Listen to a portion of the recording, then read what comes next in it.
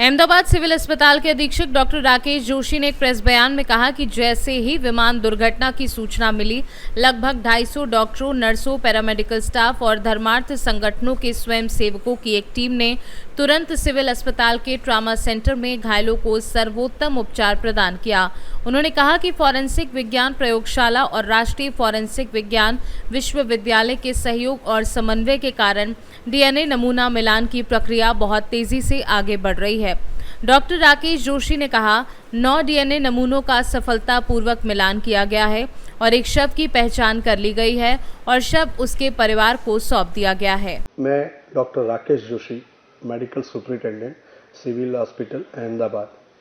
आप सबको ये बताने जा रहा हूँ कि ये जो दुर्घटना हुई अहमदाबाद लंदन की फ़्लाइट एयर इंडिया की जो 12 जून को क्रैश हुई, उसमें जो मृतक देह है उनको पहचानने के लिए जिस हिसाब से सिविल हॉस्पिटल ने व्यवस्था की थी, जो आप सबको मालूम ही होगा कि कसौटी भवन जो बीजे मेडिकल कॉलेज में है, वहाँ पर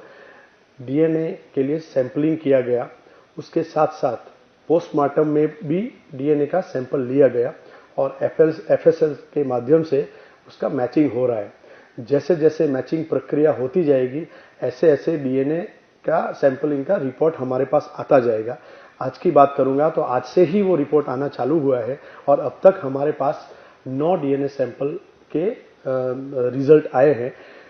आपको ये बताना चाहूँगा कि आपकी सुविधा के लिए, आपकी सगवड़ के लिए, आप जब चाहो सिविल हॉस्पिटल में अपने परिवार के सदस्य की पार्थिव देह लेने आ सकते हो। इसके लिए एक हमने एसओपी बनाई है, एडवाइजरी बनाई है कि हमारे यहाँ से जो नंबर फ्लैश हो रहे हैं उस नंबर से आपको फ़ोन आएगा, उनको फ़ोन आएगा कि जिन्होंने ब्लड सैंपल दिया है, जो व्यक्ति, जो परिवार का सदस्य ब्लड सैंपल देने आया था, उनका नंबर हमारे पास है। उस नंबर पे यहाँ से फ़ोन आएगा कि आपका डीएनए मैचिंग हो गया है, आपको सिविल कब आना है या जब भी आप आ सकते हो, उस हिसाब को आपको टाइमिंग दे के बुलाया जाएगा। आपको सबसे पहले सिविल हॉस्पिटल के मेडिकल सुपरिटेंडेंट की ऑफिस है, वहाँ पर पीए का जो रूम है, वहाँ पर हमने कंट्रोल रूम बनाया है, वहाँ आके रजिस्ट्रेशन करना है। आपको फिर से कहूँगा कि जो व्यक्ति, अगर आप ही ने ब्लड सैंपल दिया है और आप ही का नंबर है,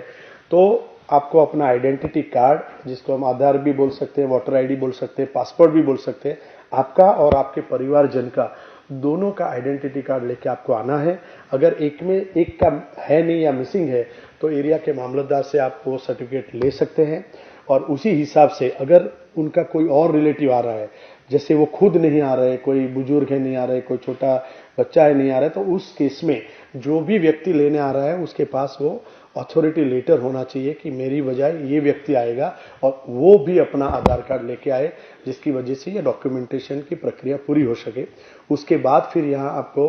पीएम रूम एरिया में भेजा जाएगा। जिस व्यक्ति ने कॉल किया है उसी व्यक्ति आपको लेके वहाँ ले जाएगा। अगर कोई भी तकलीफ परेशानी होती है वहाँ जगह पे पहुँचने के लिए, तो जिस नंबर से आपको कॉल आया है उसी नंबर पे आप अगर रिटर्न कॉल करेंगे तो आपको वो आपको 100% वो सपोर्ट करेगा। उसके बाद ये प्रक्रिया होगी जिसमें पुलिस वेरिफिकेशन होगा, उसके बाद उनका सर्टिफिकेशन होगा, पीएम रिपोर्ट लिखा जाएगा और डेथ सर्टिफिकेट, जितने भी कागजात एक बार आपको पार्थिव देह मिले उसके बाद फ्यूचर लीगल डॉक्यूमेंटेशन जिसको कहेंगे, वो सारे के सारे कागजात एक फाइल की तरह आपको दिया जाएगा। आपके साथ जो भी कोई भी ऑर्नामेंट अगर वहां से मिला है तो वो भी आपको पुलिस हैंड ओवर करेगी और आपको वो साइन लेके फिर वो आपको डेड बॉडी घर तक भेजने की व्यवस्था की गई है। अगर किसी परिस्थिति में आप बाहर विदेशी नागरिक हो या फिर कहीं दूर दूसरे स्टेट से आए हो, उस कंडीशन में एयर इंडिया की तरफ से भी सेवाएं व्यवस्था की गई है कि आपको जिस हिसाब से रिटर्न फ्लाइट मिलेगी, इस हिसाब से आप अपना टाइम भी एडजस्ट कर सकते हो, जिसकी वजह से आपका अपना खुद का टाइम भी वेस्ट कम होगा और हमको असिस्ट करने में ज्यादा इजी रहेगा। अहमदाबाद से सी न्यूज़ संवाददाता यज्ञेश गोस्वामी की रिपोर्ट।